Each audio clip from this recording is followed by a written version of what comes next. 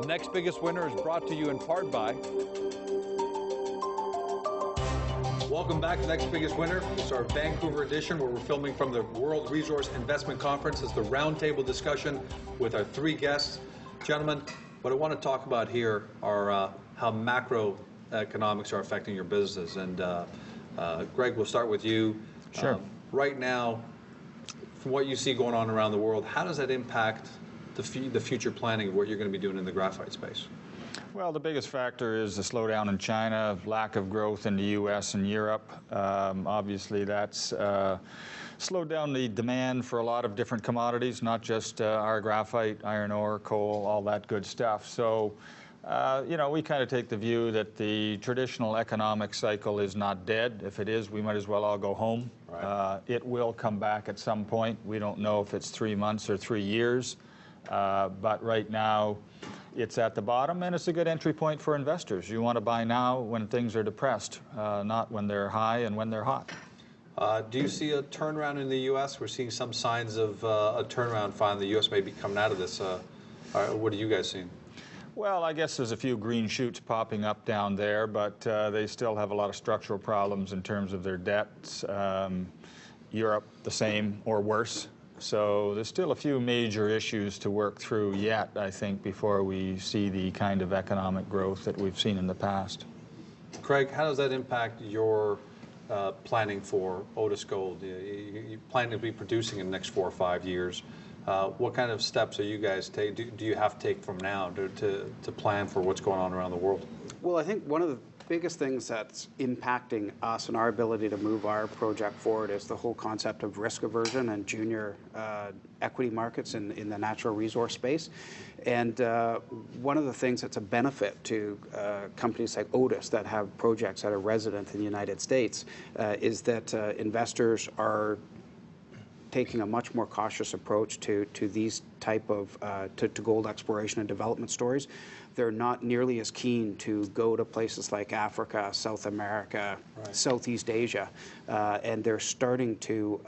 There's a flight to safety in a sense, and we're seeing more people who are starting to look at companies like Otis and recognizing the fact that we are in the United States, very low political risks, very low infrastructure risks, and they're starting to gravitate more towards projects in these safer havens. And I think as we continue to develop our business, that whole trend is going to help us quite a bit as we move forward. So interesting that troubles around the world actually drive people back in. And Greg, maybe the same thing, just quickly to you, being Ontario-based, you seeing that same kind of trend? Absolutely. The competitors are generally in places like Africa or places that have infrastructure challenges that we don't have.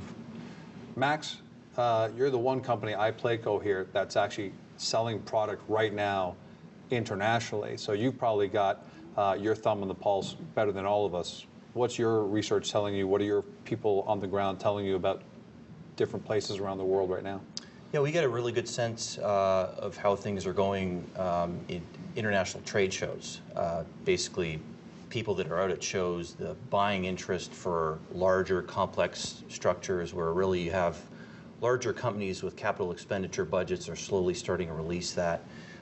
We find one of our biggest markets, the U.S., two things that hurt us in the last couple of years was the tightening of the credit markets. So our customers couldn't get funding to buy our structures that they're quite expensive. Right.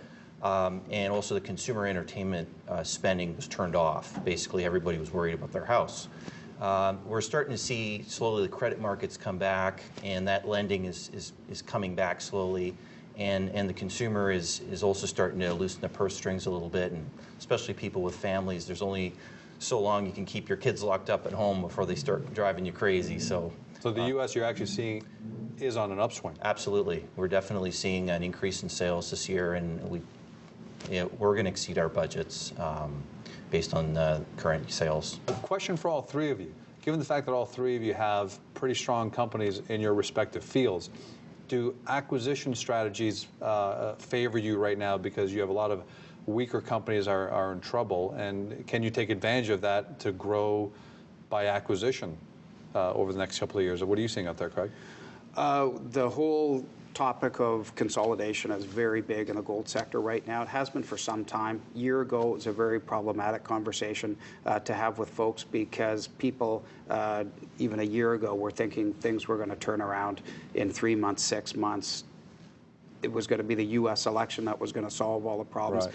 Nothing there has been no solution out there. The markets are very difficult. Valuations are down. Access to capital is very difficult. So the conversations that we're having from a consolidation perspective are being met with much more enthusiasm than they were a year ago. And certainly for guys like me, gold companies with development stage assets, People want to hitch their trailer to you at the end of the day. Well, we want to hitch our trailers together in a way. I Right. mean, everyone is down. It's a very difficult market, but these type of stories, you are going to see some more conversations come out and probably some news releases in the next 3 to 6 months from a consolidation perspective. That's good. No, Greg, we talked about in our interview the fact that there are a number of graphite companies just jumped into the space. We got logic states that a lot of those companies are in trouble.